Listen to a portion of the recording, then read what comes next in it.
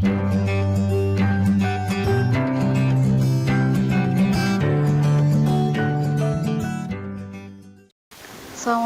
warahmatullahi wabarakatuh.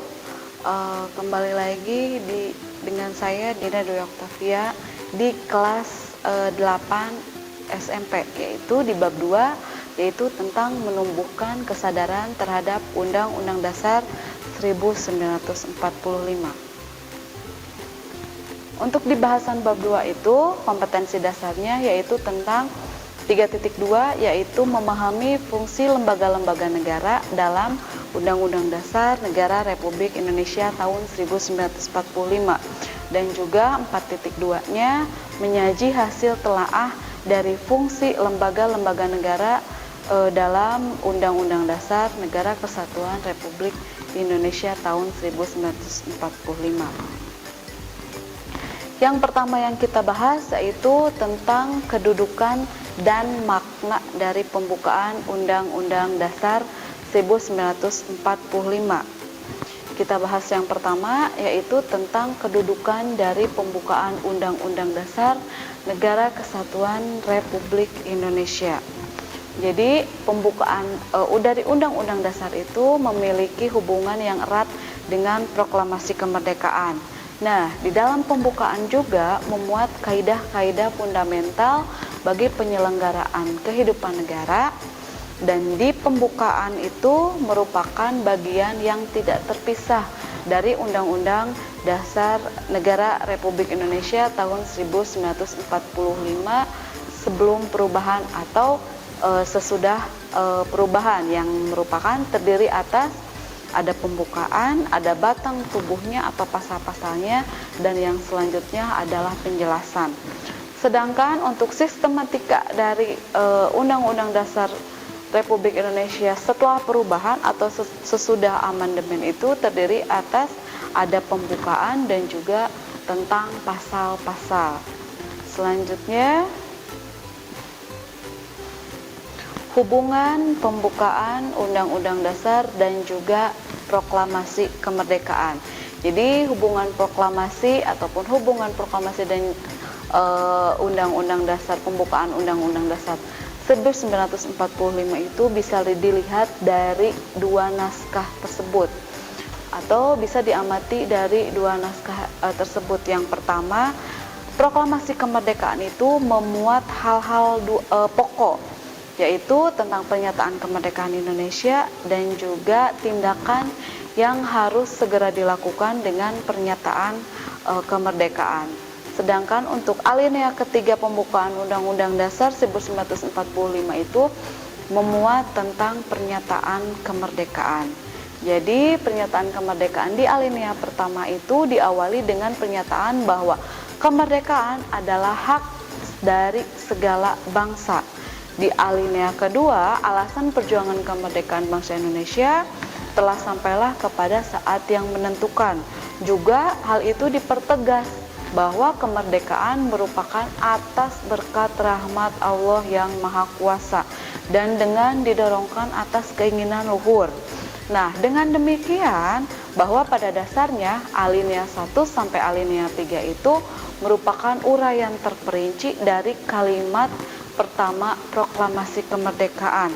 Sedangkan untuk alinea 4-nya yaitu memberi arahan pertanggungjawaban terhadap pelaksanaan proklamasi kemerdekaan. Kemudian isi pokok kedua proklamasi kemerdekaan itu yaitu tentang tindakan yang harus segera dilakukan, antara lain dengan menerapkan Undang-Undang Dasar 1945 yang memuat tentang pembukaan. Yang ketiga adalah pembukaan memuat pokok kaidah negara yang fundamental. Jadi sebagai pokok kaidah negara yang fundamental, pembukaan itu telah memenuhi persyaratan.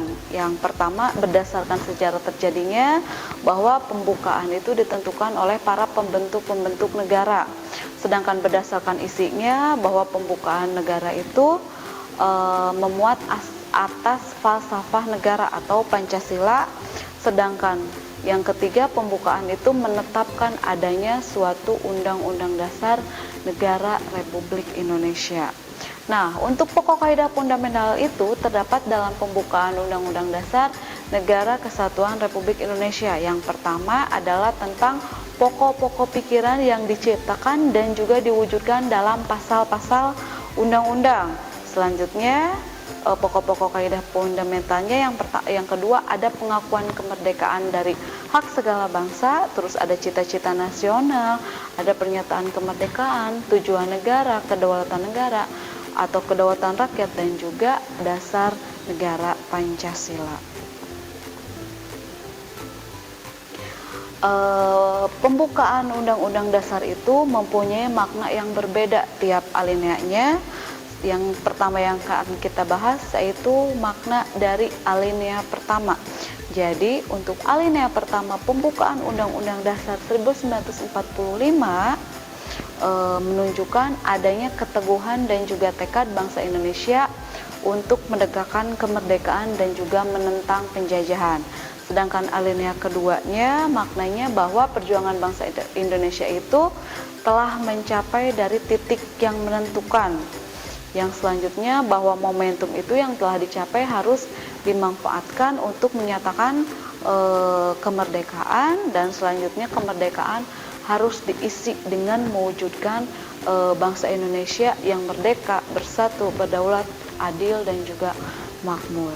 Sedangkan alinea ketiga dari pembukaan Undang-Undang Dasar itu bahwa kemerdekaan itu didorong oleh motivasi spiritual, yaitu kemerdekaan yang dicapai oleh bangsa Indonesia itu merupakan berkat rahmat Tuhan Yang Maha Esa.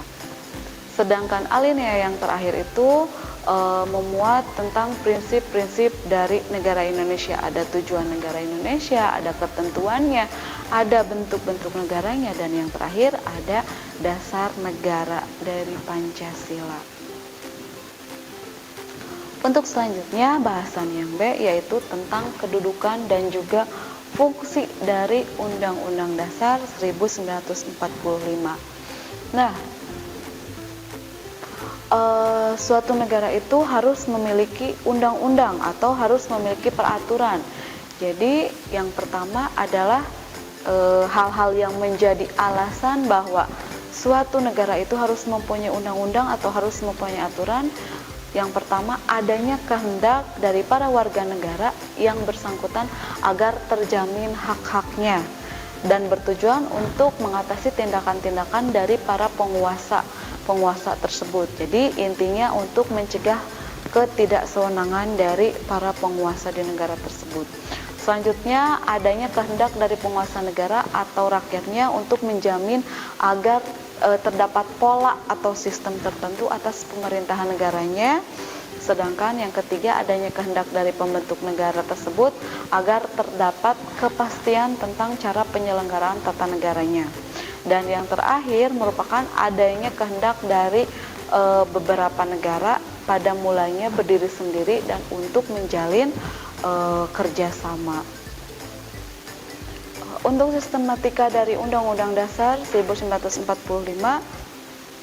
yang pertama ada pembukaan dan juga yang kedua ada pasal-pasal. Selanjutnya, sifat dan fungsi dari Undang-Undang Dasar 1945. Nah, untuk sifat konstitusi itu dibedakan, diantaranya adalah ada konstitusi tertulis dan juga konstitusi yang tidak tertulis, serta konstitusi fleksibel dan juga rigid. Untuk konstitusi yang dikatakan fleksibel atau luas itu atau rigid dapat ditinjau dari dua sudut pandang. Yang pertama dilihat dari cara pandangnya atau dari cara mengubah undang-undangnya, dan yang kedua dilihat dari mudah atau tidaknya mengikuti perkembangan zaman. Selanjutnya kita bahas tentang Undang-Undang Dasar Negara Republik Indonesia itu mempunyai sifat-sifat. Jadi sifat dari Undang-Undang Dasar yang pertama tertulis, yang kedua singkat dan supel, yang ketiga memuat norma-norma, dan yang keempat merupakan peraturan dari hukum positif yang tertinggi. Selanjutnya, Untuk fungsi dari fungsi dari Undang-Undang Dasar Negara Republik Indonesia itu yang pertama adalah sebagai alat kontrol. Jadi sebagai alat kontrol di sini bahwa aturan hukum itu yang lebih rendah sesuai atau tidak dengan norma hukum yang lebih tinggi, yaitu Undang-Undang Dasar 1945. Yang kedua ada fungsinya sebagai pengatur. Di sini maksud sebagai pengatur itu bahwa bagaimana kekuasaan negara disusun, dibagi dan juga dilaksanakan. Dan yang ketiga, fungsinya adalah sebagai penentu. Jadi di sini adalah penentu hak dan kewajiban negara, aparat negara dan juga penentu dari warga negara. Dan yang terakhir adalah melaksanakan dan mempertahankan Undang-Undang Dasar Negara Republik Indonesia. Nah, dalam melakukan perubahan Undang-Undang Dasar itu tidak serta-merta dibuat. Jadi harus ada aturan-aturan tertentu, harus ada kesepakatan dalam perubahannya. Yang pertama, tidak mengubah pembukaan Undang-Undang Dasar. Yang kedua, tetap mempertahankan Negara Kesatuan Republik Indonesia. Yang ketiga itu adalah mempertegas sistem pemerintahan presidensial. Yang keempat, ada penjelasan dari Undang-Undang Dasar itu memuat hal-hal normatif. Dan yang terakhir adalah melakukan pengesahan dengan cara adendum. Untuk materi dari bab 2 yaitu tentang menumbuhkan kesadaran terhadap konstitusi Undang-Undang Dasar 1945, saya cukupkan sekian. Assalamualaikum warahmatullahi wabarakatuh. Kunjungi sosial media lainnya seperti website kami di pkbmalkata.com, Facebook PKB Malkata Mananjaya, Instagram PKB Malkata _official. Dan terima kasih telah klik video ini. Jangan lupa like, comment, share, and subscribe untuk menunjukkan dukungan kamu terhadap channel ini. Enjoy the video, PKB Malkata.